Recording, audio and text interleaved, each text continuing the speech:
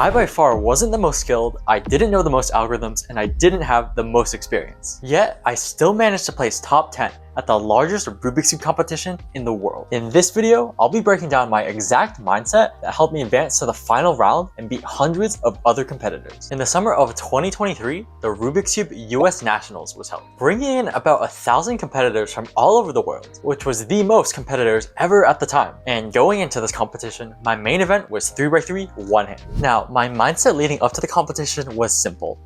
Just chill. I would just do some light practice, only a few comp sims, and I wouldn't learn a single algorithm. My idea was that if you learned any algs and they came up, you probably wouldn't remember how to do them. And one algorithm or another really wasn't going to change how you perform. So before the competition, I was just chilling.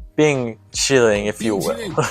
There would be just so many times I would catch myself daydreaming about making that final round and getting those amazing results. And I physically felt my heart pounding against my chest anytime those thoughts came. And I even couldn't sleep because of them. But instead, I prioritized my physical and mental health and just did some light practice and watched Gordon Ramsay yell at people in my free time. This is the lamb. Where's the lamb sauce? But during the competition, disaster struck. I got a terrible average in OH.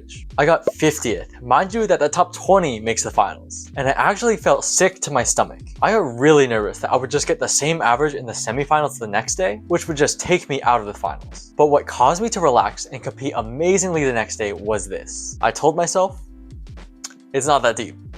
Instead of going back in my film and analyzing every solve where I messed up, or grinding solves to make sure I got averages that would make the finals, I just did nothing. I went to eat tacos for dinner and I barely did any solves. For some reason before comps, I barely do any solves, which I think takes so much pressure off of me the night before and actually allows me to get some good sleep. I also really needed to watch my Gordon Ramsay, so. Oh, it's not about that. And if you're still watching this, please be sure to like and subscribe because I keep forgetting I'm putting these Gordon Ramsay clips in here, so I keep jump scaring myself every time I go back and edit, and there's just no way that's healthy for me. And now, the semifinals came. And I did a bunch of little things that helped me to compete well. The first was staying warm. This might literally be only me, but I get kind of cold when I'm competing. So I had hand warmers in my pockets, and I was wearing a sweatshirt and long pants. And I was wearing all black, so I kind of looked like Batman or something, but I didn't care what I looked like as long as I was comfortable. I also really tried not to look at anyone else's times because it would just make me completely overthink everything. I would think that if they got a good solve, I would also need to do a good solve, and it's just this complete mess. And I literally just can't control other people's solves anyways. And here's my exact routine before getting ready to solve.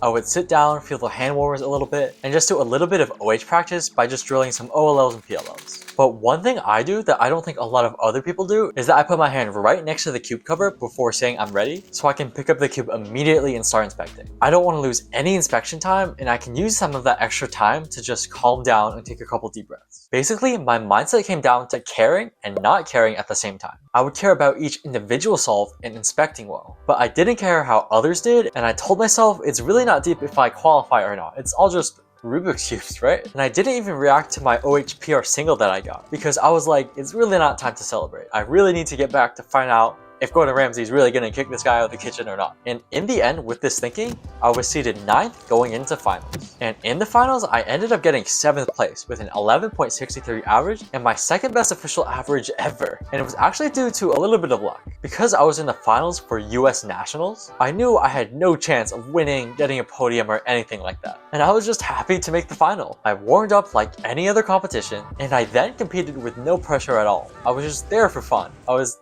there so I won't get fined. I'm just here so I won't get fined. I mostly succeeded because I was focused but not too serious about it. Going into these really big competitions, your goal shouldn't be like, I really need to make the finals. I really need to get this podium. It should be something like, I just want to get some banger solves for my YouTube channel. But you might ask me, who do I think is the best at handling nerves and the best at competing?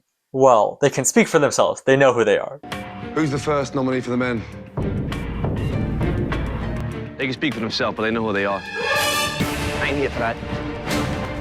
Let's go step outside.